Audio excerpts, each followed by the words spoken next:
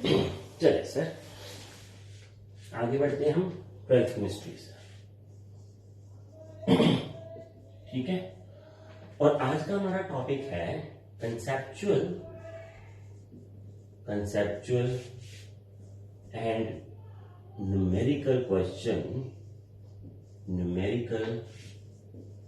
Questions on, ये देखिए sir,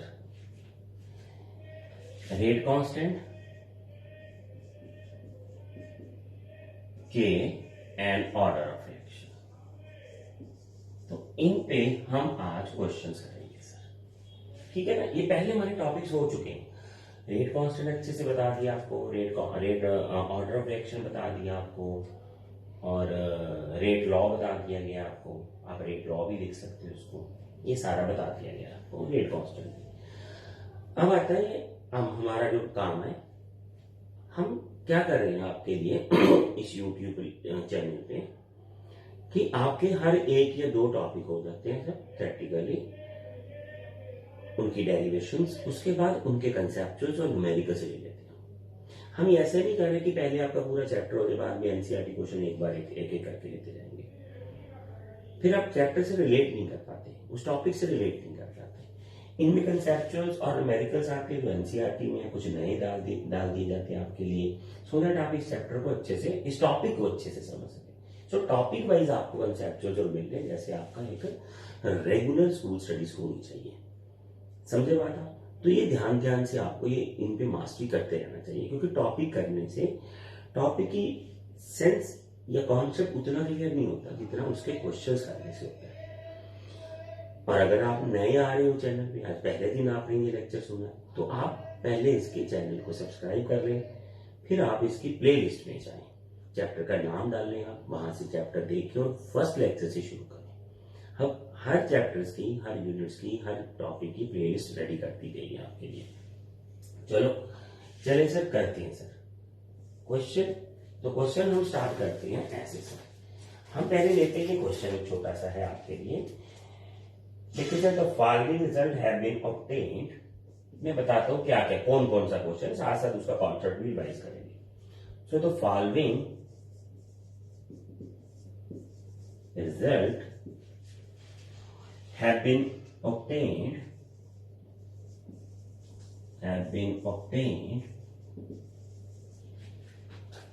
during the kinetic studies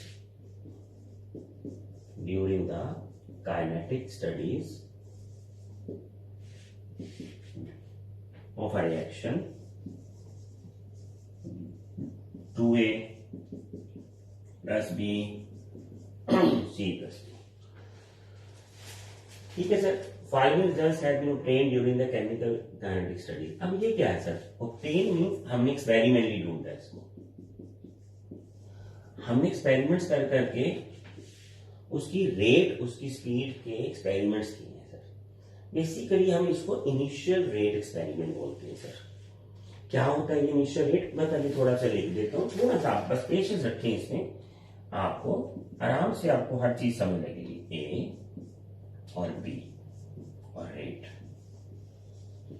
तो एक्सपेरिमेंट 1.1 6 into 10⁻³ मैं यूनिट्स नहीं लिख रहा हूं प्लीज, आप, मैं यूनिट्स नहीं लिख रहा हूं, आपको पता है इतनी स्पेस नहीं है हमारे पास। तो 2.3 0.2 7.2 10⁻², 3.3 0.4 2.88 10⁻⁻1 4.4 0.1 ये है सर। अभी हमने 4 एक्सपेरिमेंट्स किए, तो इसको इनिशियल रेट एक्सपेरिमेंट क्यों बोलते हैं सर? हम क्या करेंगे, पहले इनिशियल रेट में लेंगे, इसके 0.1 मोल ले लेंगे, इसके 0.1 मोल पर लीटर ले लेंगे ठीक है, तो उसकी रिएक्शन करके देखेंगे, तो ये रेट आ गया।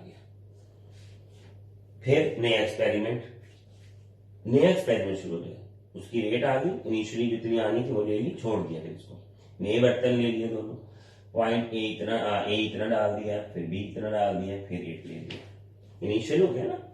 फिर वो एक्सपेरिमेंट कर दिया, उसको गिरा दिया, नई बर्तन ले लिया, उसमें ये इतना इतना डाला, ये रेट आ गया, ये रेट आ गया। ये चारों इनिशियल पे है, ये नहीं कि चल रहा है।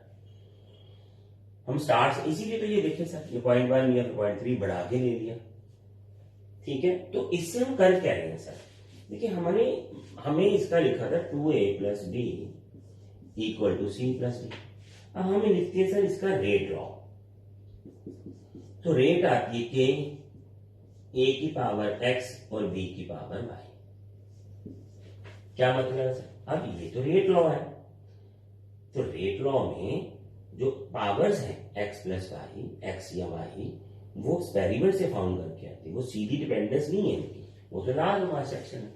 अब ये x और y पावर को ढूंढने के लिए हमने ये 4 एक्सपेरिमेंट्स कर दिए, ठीक है। अब इन 4 एक्सपेरिमेंट्स में हमने एक खास चीज रखी सर। क्या खास रखा, ये देखिए सर, हमने यहाँ यहाँ b कांस्टेंट रखी है, a को वेरी किया। अब मान लीजिए हम एक्सपेरिमेंट 1 लेते हैं सर, और तो ये आ गया अपने आपके पास 6 × 10⁻³ के 0.1 x 0.1 b और y, ये तो आ गया पहला एक्सपेरिमेंट, ठीक है। दूसरा एक्सपेरिमेंट लिख दिया हमने 7.2, तो रेट तो ऐसे ही लिखे हुए ना, 0.2, ये 0.3 है, सॉरी 0.3, 0.2 और ये y और x, ये हमारा दूसरा एक्सपेरिमेंट हो गया।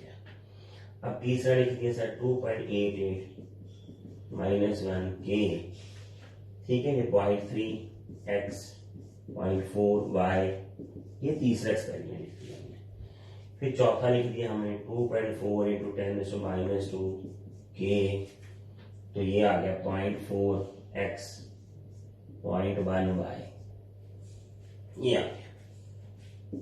ये लीजिए, चारों के हमने लिख दिए। अब आपको पावर्स तो पता नहीं है, बट सर अलजबरा तो आपको आता है ना, 10th में सीखा है आपने ये सारा कुछ, तो अलजबरा तो आपको आता है आपको। क्या करें सर, अब इसमें से हमें x और y निकालना है वैल्यू, तो क्या करें सर, ये देखिए दोनों को, इन दोनों को देखिए। अगर मैं यहां लिखूं सर, अगर मैं यहां लिखूं, अगर मैं एक्सपेरिमेंट में काट देते हैं ना, ये ऐसी ऐसी दे रखी है यहाँ, अगर मैं यहां लिखूं डिवाइडिंग जो करते हैं हम 4/1 सर, क्या हो जाएगा, 4/1 क्या हो जाएगा, ये देखिए सर, क्या बचेगा अपने पास 2.4 10⁻², 6 × 10⁻³ इक्वल k से k तो कट गया सर, ये y से y कट जाएगा, सेम है ना सर, तो ये बच गया हमारे पास, क्या बचा 0.4 की पावर x और 0.1 की पावर x, ये बच गया। अब तो यहां से x आ सकता है हमारा, तो ये आ गया हमारा 4 और ये 4 की पावर आ जाएगी x, और x आ गया सर हमारा 1, क्योंकि इसकी पावर 1 है, बेस सेम है, तो x और y सेम आ गया, हो गया ना। हाँ पता है, बच्चे बहुत काले हो जाते हैं ना, जैसे जैसे जो बच्चे कुछ वो देख रहे हैं जिनकी थोड़ी स्पीड ज्यादा होती है, वो कह रहे हैं जल्दी से इसको भी कर दो, ये x कट जाएगा, जल्दी से कर देते हैं सर, ठीक है। ये हो गया, ये वाला हो गया ना काम अपना, तो ये इसको हटा देते हैं। अब क्या करना है इसका, तो एक तो x को आ ही गया हमारा, ठीक है सर। तो हम क्या करते हैं, 3 को भी 2 से डिवाइड कर देते हैं, 3 को 2 से डिवाइड कर देंगे तो क्या बचेगा हमारे पास सर, ये देखिए 2.88 10⁻⁻1, ठीक है, k कट गया, तो ये कट जाएगा है ना, ये देखिए 3 से 2 ये कट रहा है, ये बच गया, 0.4 की पावर y बच गया, और नीचे आ गया 7.2 10⁻⁻², और ये आ गया आपका 0.2 की पावर y इसके नीचे, ये देखिए ठीक हो गया। चेक कर ले, 0.4 है, ये तो कर गया 0.3 कर गया, तो ये कैसे कर गया। अब यहां से y आ सकता है हमारा, तो ये देखते हैं सर, ठीक है। तो ये कैसे आएगा हमारा, इसको हम थोड़ी सी सेटिंग कर लेते हैं, ये मेरे हिसाब से तो ये भी 4 आ जाएगा, और ये आ गया 0.2 की y, हाँ जी ठीक है, 4 आ गया, वो भी ठीक आ गया। अब ये पॉइंट 2 नहीं आएगा, ये 2 की वाई आ गया, ये पॉइंट तो कट ही जाए, 2 आ गया बीच में, तो ये पावर 2 आ गया और ये 2 की वाई आ गया, तो which implies Y is equal to 2। Basis same तो पावर्स क्या हो जाएंगी, इक्वल हो जाएंगी। जब बेसिस सेम होते हैं तो पावर इक्वल हो जाती है। इसको भी अंदर रख सकते हो ना वैसे, 4/2 वाई, पॉइंट से पॉइंट कट जाता है। अब ये एक क्वेश्चन है सर जिसमें हमने 4 अलग अलग इनिशियल एक्सपेरिमेंट्स की। हम 3 कर सकते हैं, 4 5 जो भी है। हमारा काम है एक्सपेरिमेंट से एक्स और वाई को अलजेब्रिकली रिलेट करना है, जैसे यहाँ किया। ये आपको देखना पड़ेगा। हम नोइंगली करते हैं एक्सपेरिमेंट। कैसे करते हैं, हम पहले एक्सपेरिमेंट में तो 0.1 दोनों को ले लिया, अगले एक्सपेरिमेंट में 0.3 0.2 ले लिया। इसके बाद क्या, इसके बाद जो अगले 2 एक्सपेरिमेंट है वहां हमने अपना थोड़ा सा ट्रिक लगा दिया। तो थर्ड एक्सपेरिमेंट में ये तो सेम ले लिया, बी को बदल दिया। फोर्थ एक्सपेरिमेंट में इसको बी को सेम ले लिया, ए को बदल दिया। इसका कारण ये है कि ए और बी की पावर एक्स जो वाई है वो एक जब हम डिवाइड करें तो कट जाए और एक बच जाए, जिससे हम अलजेब्रिकली सॉल्व कर पाए। तो basically this is the way how to experimentally found order of reaction. ठीक है, तो एक्सपेरिमेंटली हम ऑर्डर ऑफ रिएक्शन को ऐसे फाइंड कर सकते हैं। समझे बात? तो ऑर्डर रिएक्शन आ गया। अब फाइनली ऑर्डर लिख देते हैं सर। तो ये आ गया रेट हमारा कि ए दी पावर, देखिएगा 1 2,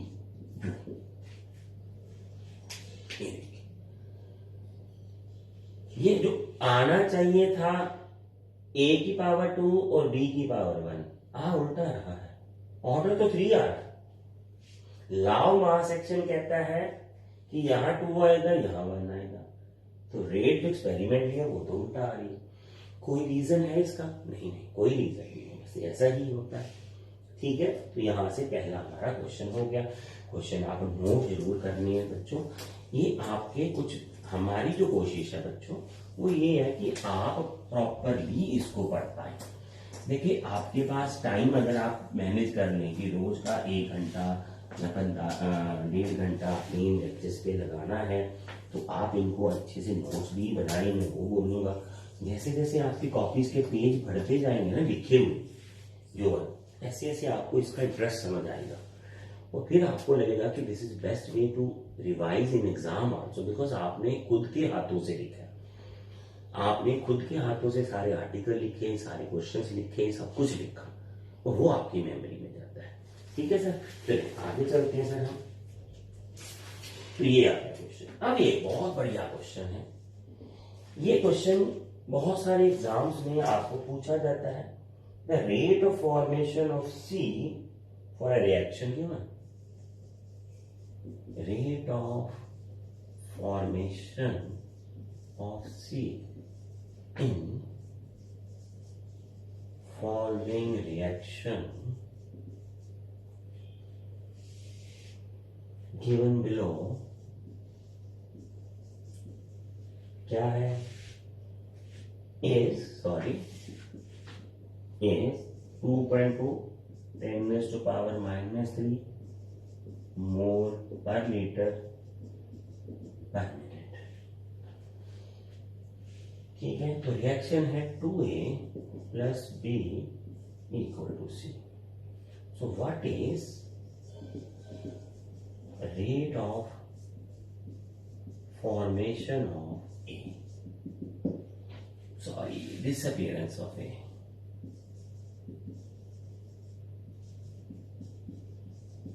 देखिए, आपने ये जब लेक्चर मैंने आपको करवाया था, जब रेट लॉ का जब हमने स्टार्ट किया था लेक्चर, तो उसकी इंट्रोडक्शन में मैंने ये आपको काम बता दिया था। तो मान लीजिए हम रेट लॉ लेते हैं, इसका रेट लॉ ऑफ रिएक्शन, तो इसको रेट लॉ ही बोलते हैं सर। माइनस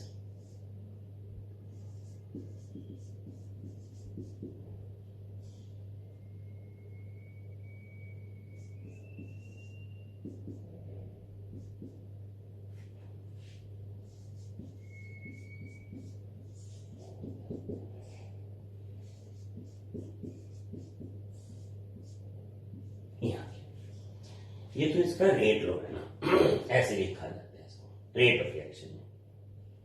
अब क्या है सर, यहां थोड़ा सा झोल देखते हैं सर, ध्यान से देखिए सर। मैंने आपको उसमें बताया था कि अगर आप ये लेते हो, ये चीज, इसको बोलते हैं रेट ऑफ डिसअपियरेंस ऑफ ए, इसको ऐसे बोलते हैं सर। और अगर इसको साथ ले लेते हो, इसको बोलते हैं रेट ऑफ रिएक्शन।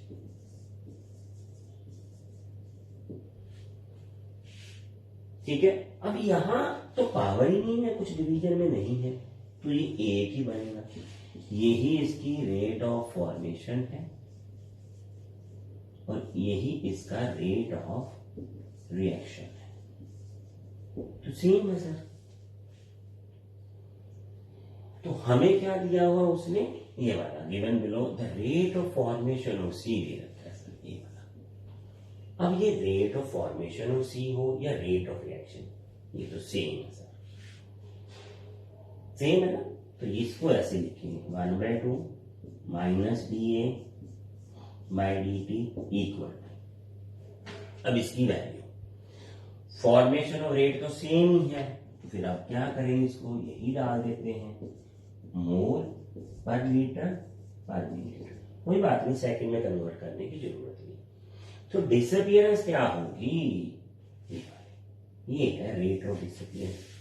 फिर 2 उधर जाएगा, D A by D T minus 2 into 2.4 10⁻³ mole पर लीटर पर मिनट। अब इसको बोलते हैं rate of disappearance of A, rate of disappearance of A.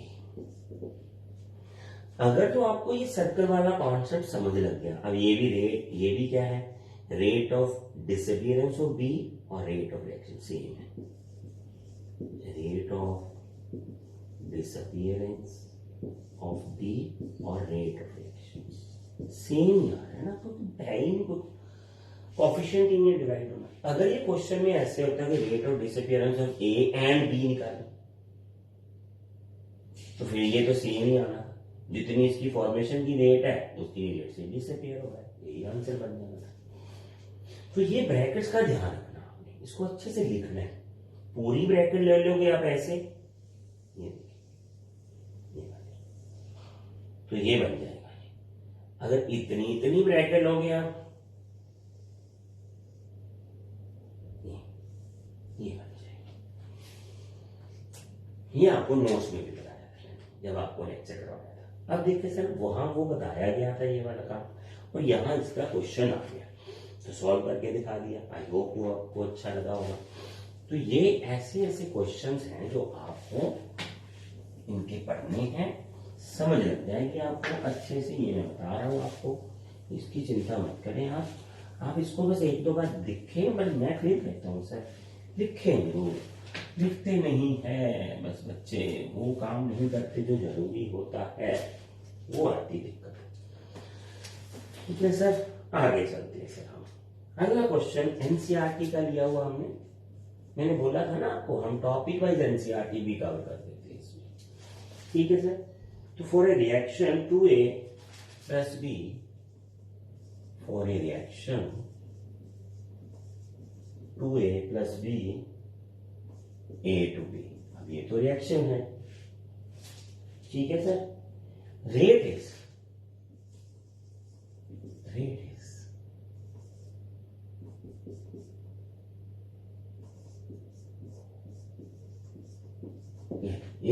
ये दे रखा उसने, मैंने खुद से नहीं दिया है, ये उसने दिया कि एनसीईआरटी एक्सपेरिमेंट से हमने ढूंढा। जैसे भी पिछला हमने क्वेश्चन किया था, वो तब भी तो वही आया था, तो फिर क्या बात है, कुछ नहीं, कोई दिक्कत नहीं है।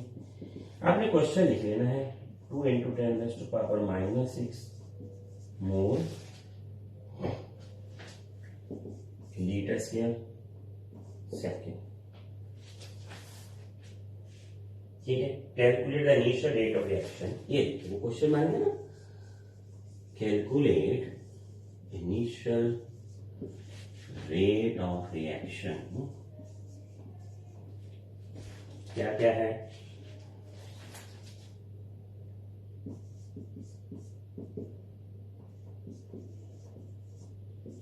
पर लीटर है और बी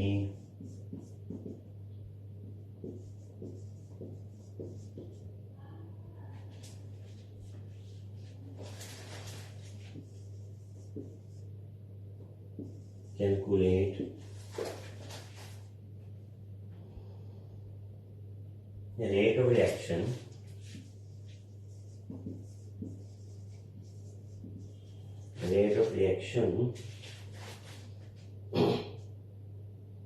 after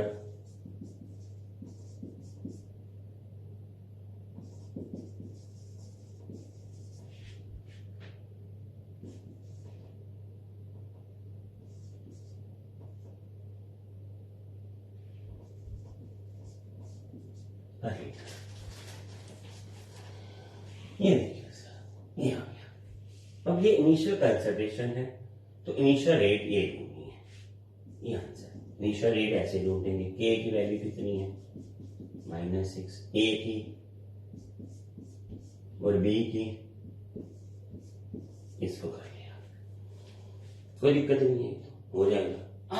अब यहां से वेरी इंपॉर्टेंट, इसका मैं आंसर लिख देता हूं सीधा ही। ठीक है, ये तो आ ही जाएगा आपके पास, ये सारा क्वेश्चन सॉल्व करके 8 × 10⁻9, 8 × 10⁻9,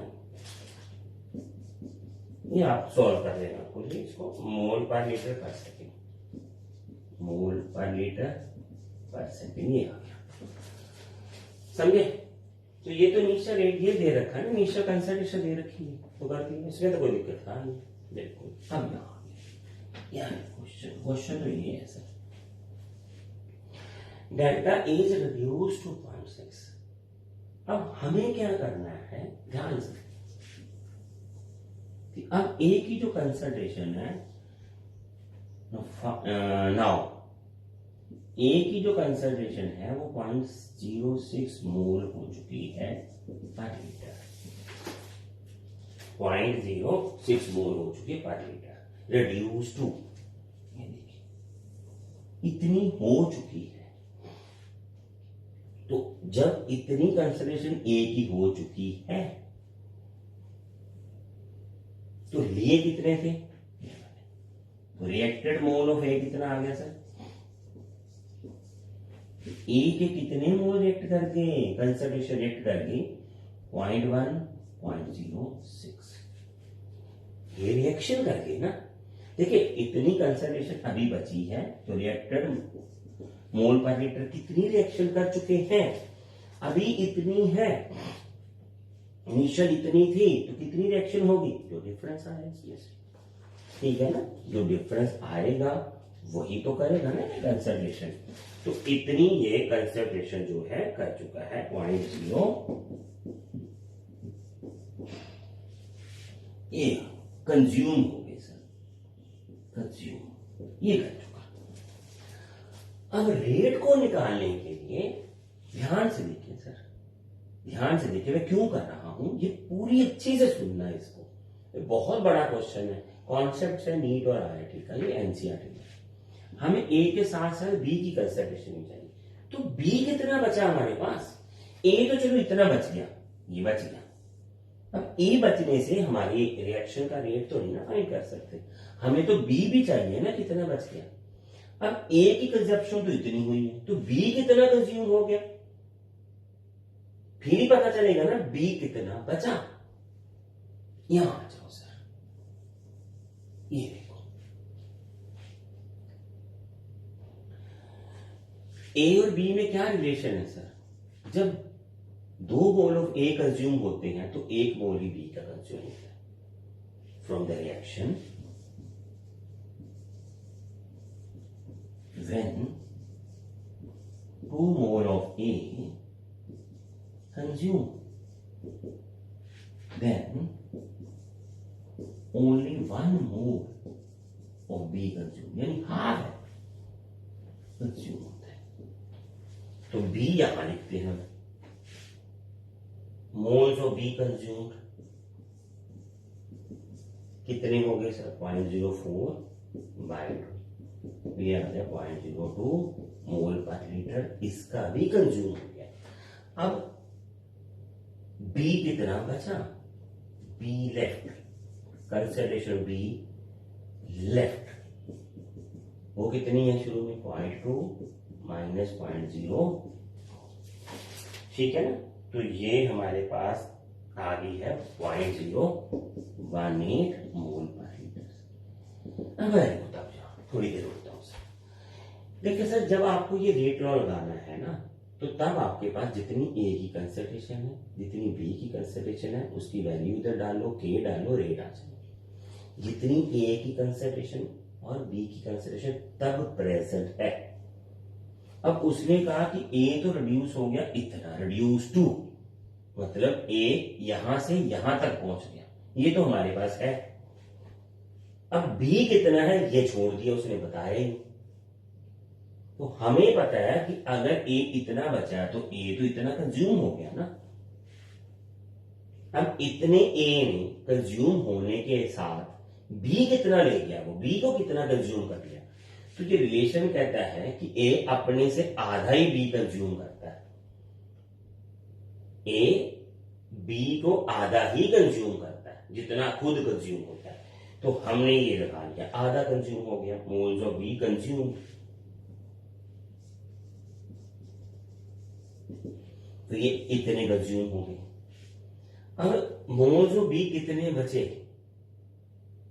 ये वाला माइनस हो गया 0.18। अब हमें पता है कि हमारे पास बी इतना बचा हुआ, ए इतना बचा हुआ, तो रेट क्या आएगा सर? यहां आ जाओ, ठीक है, यहां ही डाल देते हैं, वैसे के तो लिखा ही हुआ। तो ये आ गया 0.06 का स्क्वायर और 0.18। अब इसका आंसर जो है वो है, ठीक है, चले 0.06 ये है 3.89 10⁻⁹ -9 मोल्स पर लीटर पर सेकेंड। ये है हमारे पास, समझ लगा अच्छे से। रिड्यूस टू एक का दे दिया, फिर दूसरा कितना कंज्यूम हुआ, ये सारा फैक्टर आपको निकालना है, यहां से पता चलेगा। ए इतना बचा, हम उसको भी कुछ पानी नहीं है, उतना तो बचा उसने बता दिया। इसका मतलब ए इतना बचा तो इतना कंज्यूम हो गया। तो बी कितना कंज्यूम हुआ? ए से हमेशा आधा होता है, क्योंकि 2 ए 1 है, 2 कंज्यूम होगा तो 1 हो जाएगा।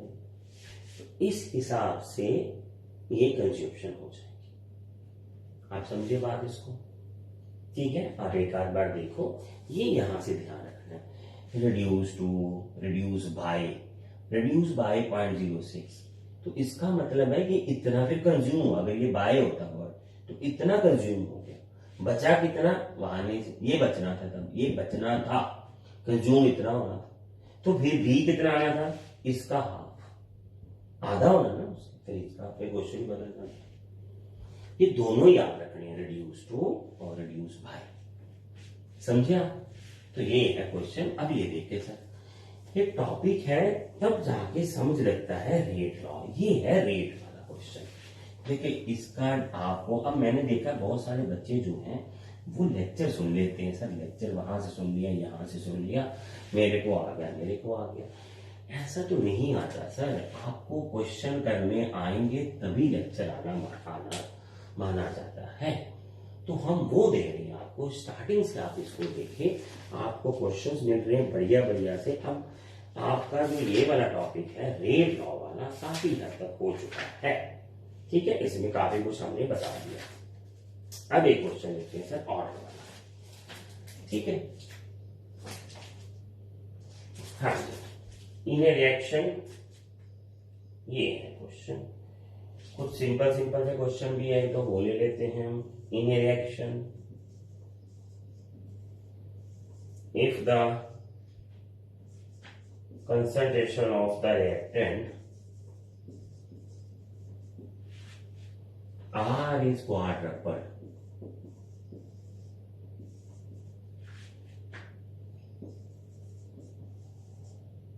the rate of reaction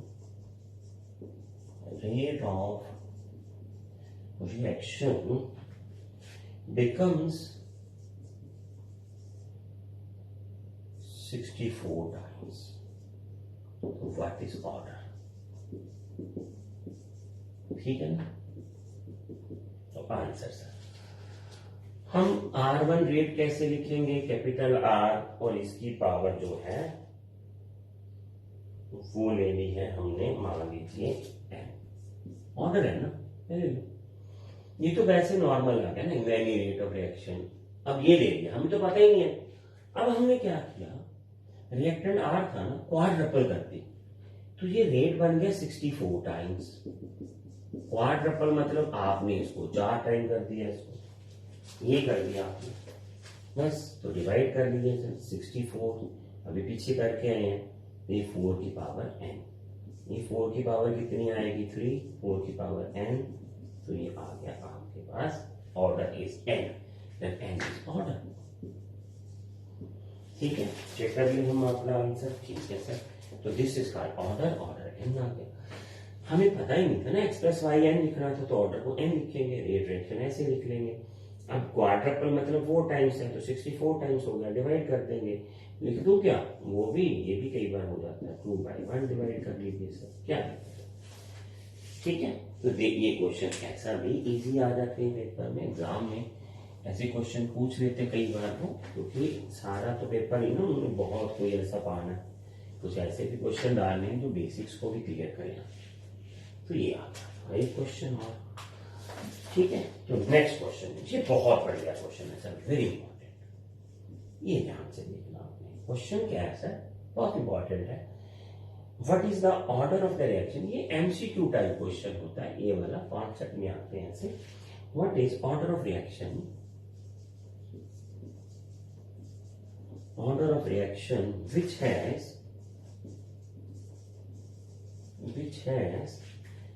rate constant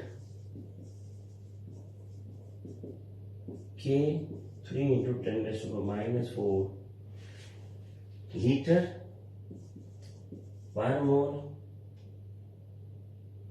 per second। ठीक है, अब देखिए सर, ये आ गया।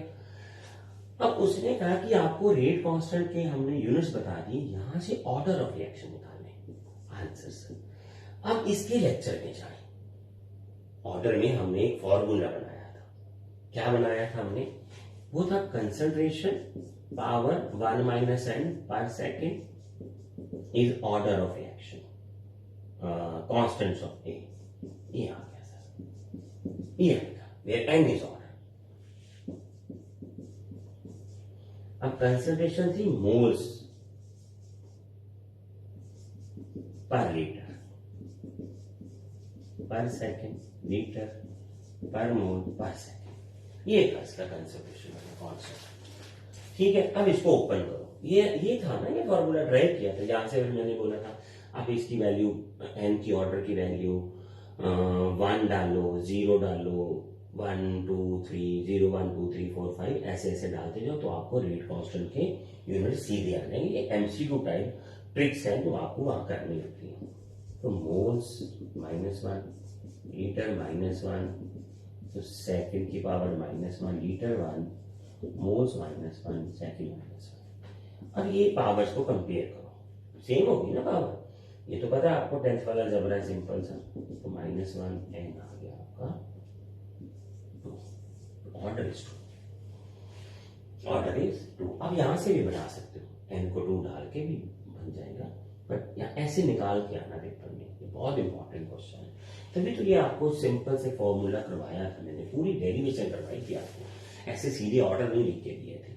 तो इसका यही कारण यही था, ऑर्डर नहीं लिख के दिए थे, ये इस कारण से लिख के दिए। ये ध्यान रखें, ये आपको यहाँ से करना है, फिर इनको मोल्स और सबके लीटर में पावर्स ले जाएंगे, फिर जो इजी लगे।